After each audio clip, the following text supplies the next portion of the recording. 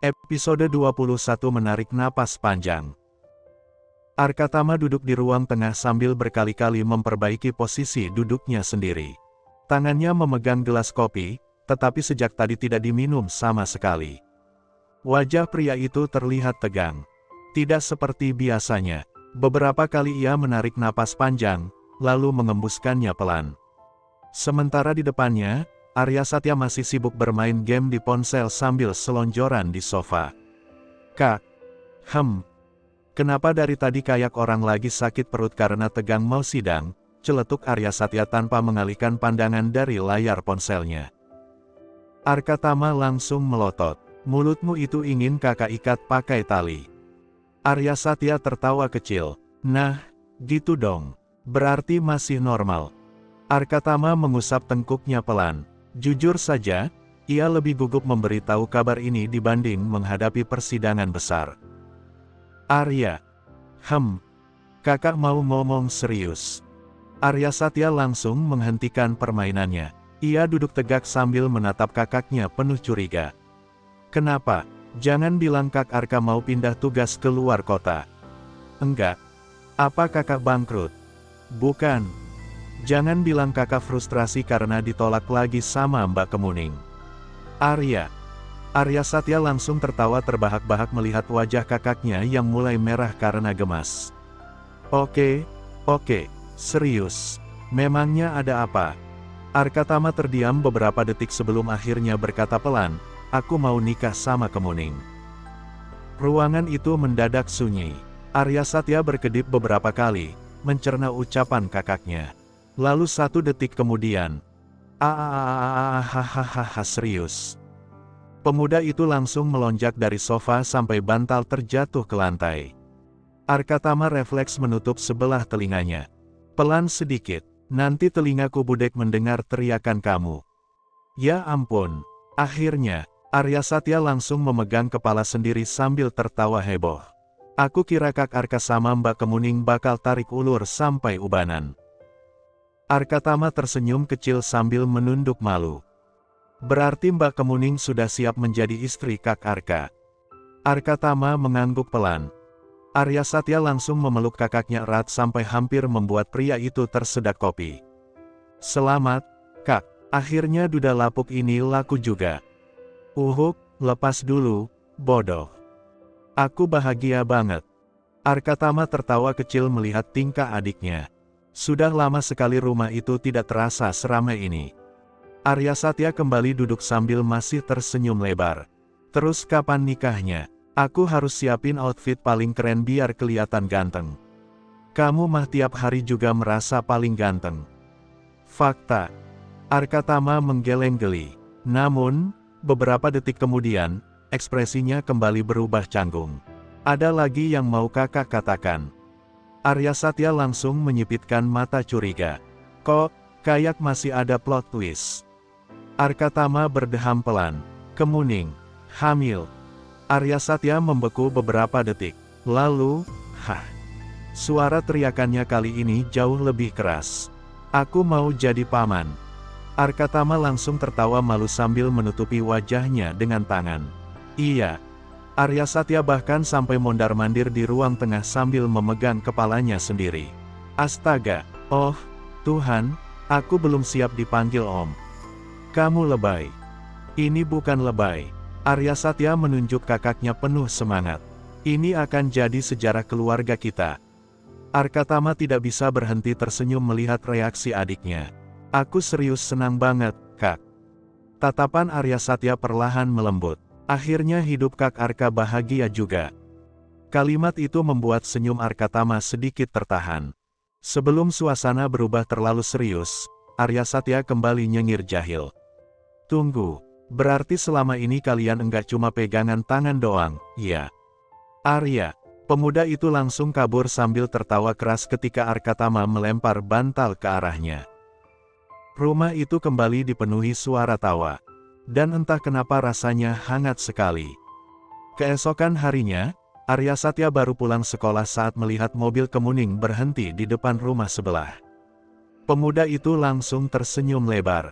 Ia bahkan buru-buru melepas sepatu sekolahnya begitu saja lalu berlari kecil menghampiri Mbak Kemuning.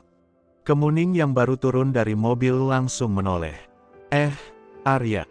Arya Satya berdiri sambil menyeringai lebar. Calon ibu muda pulang kerja, nih ceritanya. Wajah Kemuning langsung merah. Ih, kamu tahu dari siapa? Arya Satya pura-pura berpikir. Mungkin dari seorang omong pengacara yang lagi mabuk cinta. Kemuning spontan tertawa malu. Mas Arka yang cerita. Dari semalam malah senyum-senyum sendiri kayak orang menang undian. Kemuning menunduk sambil tersenyum kecil. Mendengar itu, hatinya terasa hangat. Arya Satya memandang wanita di depannya beberapa detik sebelum akhirnya berkata pelan, "Makasih, ya, Mbak." Kemuning mengernyit bingung. Buat apa? Karena Mbak datang ke hidup Kak Arka. Ekspresi Arya Satya kali ini berbeda. Tidak senyum jahil atau nada bercanda. Tatapannya justru terlihat tulus. Kak Arka itu kelihatannya kuat, lanjutnya pelan, tapi, sebenarnya hidup dia berat banget. Kemuning mulai diam mendengarkan. Dia jadi penasaran. Dari kecil dia selalu dipaksa jadi sempurna. Arya Satya tersenyum kecil, tetapi matanya tampak sendu. Harus jadi anak paling berhasil. Harus jadi kebanggaan keluarga. Kemuning tidak menyangka mendengar itu. Karena selama ini Arkatama memang terlihat baik-baik saja.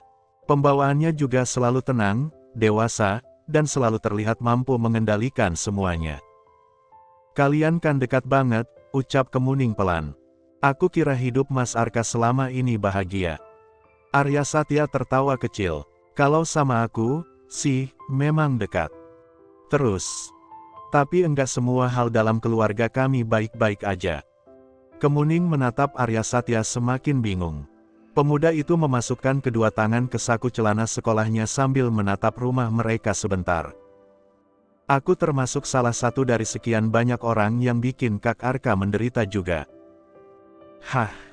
Arya Satya tersenyum tipis. Aku ini sumber masalah terbesar di keluarga kami. Kemuning langsung menggeleng. Jangan ngomong begitu. Tapi memang kenyataannya begitu. Tatapan Arya Satya kembali sendu. Ada sesuatu yang disembunyikan di sana. Sesuatu yang tidak ia ceritakan. Arya Satya tidak melanjutkan lagi. Ia justru kembali tersenyum jahil seperti biasa. Tapi sekarang aku lega. Kenapa? Karena akhirnya ada yang bikin Kak Arka pulang dengan wajah bahagia tiap hari. Kemuning langsung terdiam. Arya Satya menunjuk pelan ke arah perut Kemuning yang masih belum terlihat perubahan apapun. Terutama calon bayi itu. Dada Kemuning tiba-tiba terasa hangat. Arya, jaga mereka baik-baik ya, Mbak. Senyum Arya Satya kali ini benar-benar tulus. Kak Arka pantas bahagia. Kemuning menatap pemuda itu cukup lama. Entah kenapa ia merasa ada sisi lain dari keluarga Arkatama yang belum pernah ia lihat sebelumnya. Meja ruang tamu rumah Kemuning malam itu penuh oleh berbagai berkas. Beberapa lembar fotokopi KTP dan kartu keluarga tergeletak di dekat map coklat yang tersusun rapi. Pas foto ukuran kecil berserakan di atas meja bersama pulpen, stapler, dan formulir yang sebagian sudah terisi. Lampu ruang tamu yang berwarna kekuningan membuat suasana terasa hangat dan tenang. Kemuning duduk di lantai beralaskan karpet sambil memeriksa dokumen satu persatu. Sesekali wanita itu merapikan rambutnya yang jatuh ke depan wajah, lalu kembali fokus membaca data-data di tangannya.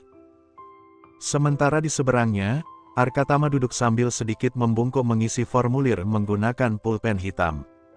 Wajah pria itu terlihat serius, tetapi beberapa kali matanya diam-diam melirik ke arah Kemuning. Dan setiap kali tatapan mereka bertemu keduanya langsung sama-sama tersenyum kecil. Masih terasa aneh, sekaligus hangat. Beberapa bulan lalu hubungan mereka masih dipenuhi kecanggungan, luka lama, dan rasa takut untuk membuka hati lagi. Namun, sekarang mereka sedang duduk bersama mempersiapkan pernikahan. Bahkan calon anak mereka juga sudah tumbuh di dalam rahim Kemuning. Kadang hidup memang berjalan dengan cara yang tidak pernah disangka.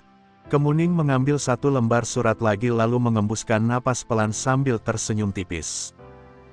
Aku enggak ngangka bakal ngurus beginian lagi, gumam wanita itu lirih. Arkatama yang sedang menulis langsung mengangkat kepala. Menyesal, tanyanya sambil menyipitkan mata jahil. Kemuning spontan melirik tajam. Kalau menyesal, aku enggak mungkin mau duduk sampai malam begini sama Mas. Arkatama langsung tertawa kecil. Syukurlah, aku sempat takut kamu kabur.